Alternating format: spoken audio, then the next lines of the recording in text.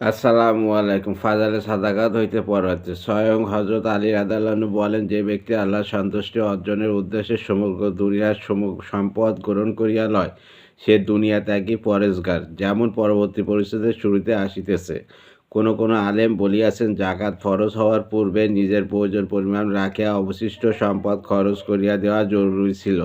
জাকাতের বিধান উহাকে রহিত করিয়া দিয়াছে। যেমন সুদরি রহমতুল্লাহ হইতে আল্লামা সুদরি রহমতুল্লাহ আরাপ ১৯৯ আয়াতের তফসিরে অনুরূপ ব্যাখ্যা বর্ণনা করিয়াছেন।